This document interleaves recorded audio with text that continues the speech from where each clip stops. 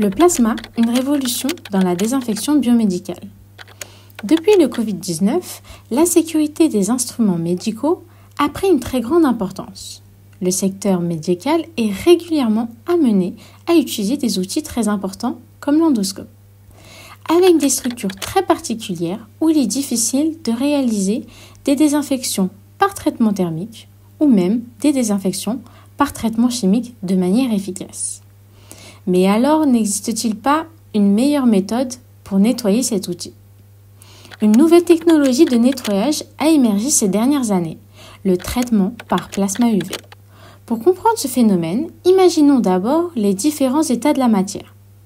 En effet, il existe 4 états de la matière. On retrouve l'état solide, l'état liquide et enfin l'état gazeux. Un autre état de la matière moins connu, le plasma. Mais alors, comment forme-t-on ce plasma?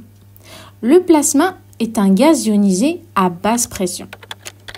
Il est créé en fournissant une énergie suffisamment élevée, arrachant ainsi les électrons de leur couche et formant un nuage d'électrons autour du noyau.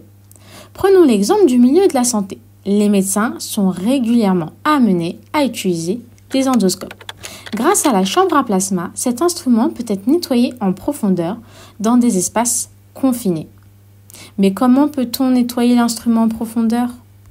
Cette stérilisation par plasma UV est une méthode de désinfection qui utilise des plasmas excités par des rayonnements ultraviolets pour détruire les micro-organismes comme les bactéries, les virus et les champignons qui peuvent se retrouver sur l'endoscope. Ainsi, l'endoscope est comme neuf.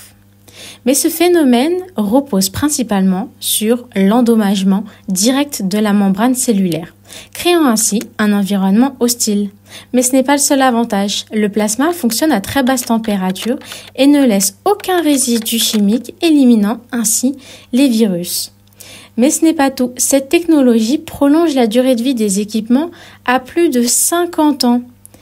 Et enfin, elle réduit les coûts de remplacement. Et les instruments peuvent être utilisés immédiatement après traitement thermique, sans besoin de refroidissement. De plus, certains procédés thermiques demandent des températures de l'ordre de 121 degrés et consomment 2 kWh, contre notre système qui ne consomme que 100 watts. En bref, cette technologie est devenue indispensable dans la plupart des domaines. Elle est utilisée notamment dans le domaine de l'électronique pour créer des semi-conducteurs ou encore le domaine de l'optique. Vous ne le savez peut-être pas, mais vous venez de découvrir ce que constituent les aurores boréales ou même la majorité de l'univers. Nous vous remercions d'avoir visionné cette vidéo et n'hésitez pas à liker.